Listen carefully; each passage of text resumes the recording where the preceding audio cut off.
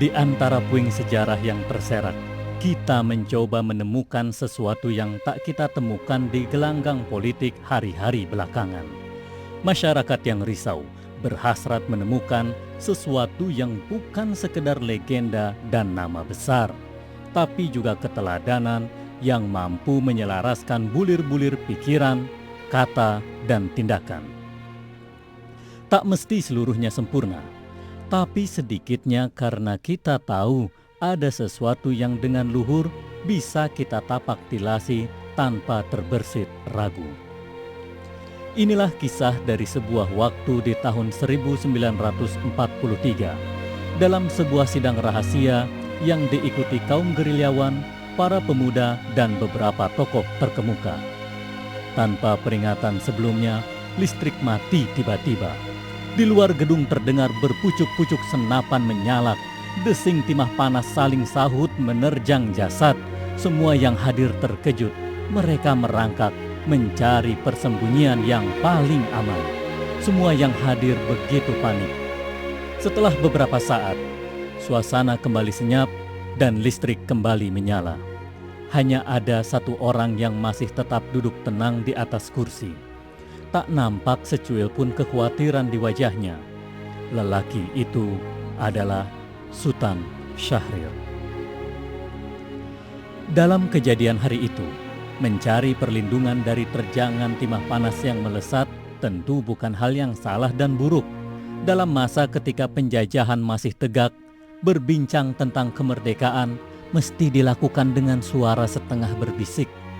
Akan tetapi, perihal paling berharga dalam peristiwa-peristiwa sekacau dan serumit itu adalah kemampuan bersikap tenang dan tak kehilangan akal sehat.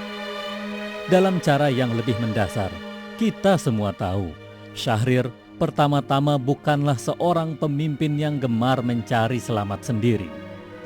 Lantaran itulah kita paham pada pendiriannya yang kukuh. Syahrir tak pernah sedikit pun terpikat pada rayu dan tawaran kerjasama dari pihak Jepang. Dalam jiwanya, tak kita temukan sedikit pun noda kolaborator, lebih-lebih sebagai pengkhianat bagi bangsanya sendiri.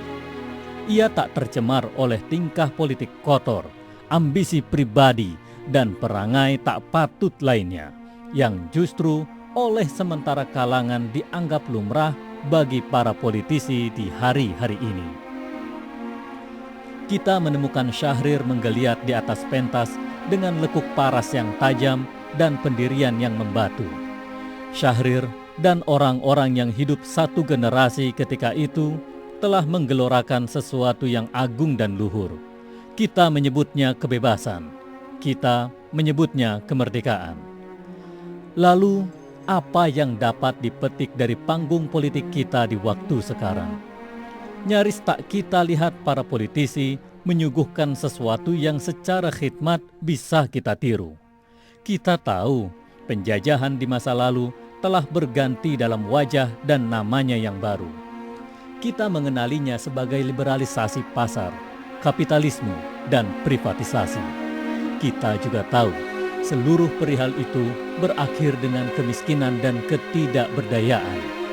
Dalam buku perjuangan kita, Syahrir sempat menulis, kita harus membuka diri, namun dengan syarat bahwa kesejahteraan rakyat tidak dirugikan karenanya. Sultan Syahrir, jalan hidupnya dipenuhi liku-liku yang licin dan tajam. Seandainya ia bisa menyimak ruas dan waktu lalu dan masih pula bisa berucap kata, entah bagaimana ia menuturkan tentang dirinya sendiri. Kita mencatat, partai yang didirikannya tak pernah menang dalam pemilu. Di penghujung hidupnya, ia menyandang gelar sebagai tahanan. Penguasa ketika itu menuduhnya sebagai pengkhianat, kendati tak pernah bisa dibuktikan. Masih berstatus tahanan, ia jatuh sakit. Saat kondisinya tak kunjung membaik, pemilik tahta mengirimnya ke Swiss. Pada tanggal 19 April 1966, ia meninggal, masih sebagai seorang tahanan. Tak menunggu waktu lama, Sultan Syahrir langsung ditetapkan sebagai pahlawan nasional. Kita membayangkan Syahrir yang terbentur, mengumandangkan perbedaan dengan cara terhormat dan berbudaya. Ia tak membalas luka dengan kesumat berlipat ganda.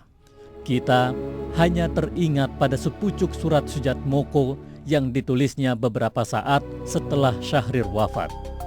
Sujatmoko menulis, "Dalam arti yang sangat nyata saya sadar bahwa kegagalannya dalam politik menandakan kebesarannya sebagai seorang manusia."